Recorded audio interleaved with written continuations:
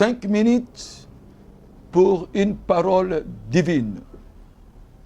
5 minutes pour une parole divine d'aujourd'hui s'adresse à ceux qui sont égarés par les fausses prophéties, par les manifestations démoniaques au lieu et place des dons spirituels vrais. Ceux qui sont faussés par les rêves qui proviennent des esprits impurs, qui promettent de bonnes choses, mais en réalité, on vit le contraire.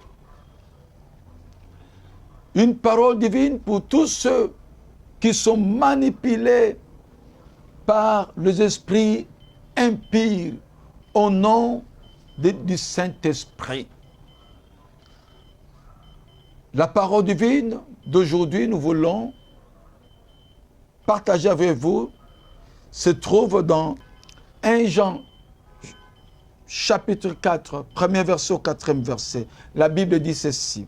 « Bien-aimés, n'ajoutez pas foi à tout esprit, mais éprouvez les esprits pour savoir s'ils sont de Dieu, car plusieurs faux prophètes sont venus dans le monde.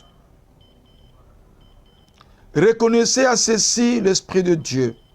Tout esprit qui se déclare publiquement pour Jésus-Christ, venu en chair et de Dieu.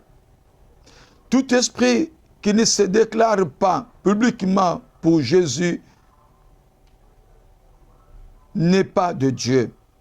C'est celui de l'Antéchrist, dont vous avez appris la venue et qui maintenant est déjà dans le monde. Vous, petits enfants, vous êtes de Dieu et vous les avez vaincus parce que celui qui est en vous est plus grand que celui qui est dans le monde. Bien-aimés dans le Seigneur, cette parole divine nous donne une sécurité de notre foi. Parce que cette parole nous demande de pouvoir, d'abord, de ne pas ajouter notre foi sur tout esprit. Nous ne pouvons pas croire à tout esprit. Et chaque manifestation qui se passe, nous ne pouvons pas aveuglément croire que cet esprit est de Dieu. Nous ne pouvons pas. Et nous sommes appelés à entamer la deuxième démarche. C'est celle de pouvoir éprouver les esprits. Éprouver les esprits, c'est notre responsabilité. Bien-aimé, si tu es égaré par les séductions des esprits impurs, c'est ta faute. Parce que le Seigneur, la parole de Dieu nous demande de pouvoir éprouver les esprits, de vérifier si ils viennent de Dieu. Parce que tout esprit de Dieu doit déclarer publiquement que Jésus-Christ est venu en chair, sinon nous ne pouvons pas croire. Déclarer publiquement que Jésus-Christ est venu en chair.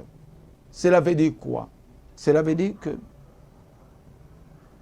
vous croyez que Jésus-Christ était venu, que Jésus-Christ est mort et enterré et ressuscité des morts, que Jésus-Christ en venant nous a donné le moyen de devenir comme lui. Donc, tout celui qui vient au nom de Jésus-Christ doit avoir le maître sûr de Jésus-Christ sur son corps, c'est-à-dire la transformation. On reconnaît l'arbre par ses fruits. Tout prophète qui ne confesse pas Jésus-Christ, qui par son comportement, par ses paroles, par ses actes, ne confesse pas Jésus-Christ, ne vient pas de Dieu. C'est pourquoi, bien-aimés dans le Seigneur, la parole divine d'aujourd'hui veut que nous puissions croire à la vraie parole de Dieu et non aux fausses prophéties. Cette parole qui est sortie aujourd'hui nous pousse à pouvoir rechercher, à discerner toutes les manifestations qui se présentent devant nous dans nos assemblées, dans les rencontres de prière, quand nous recevons les serviteurs de Dieu, tous ceux qui viennent au nom du Seigneur Jésus-Christ. Que le Seigneur vous bénisse. Amen.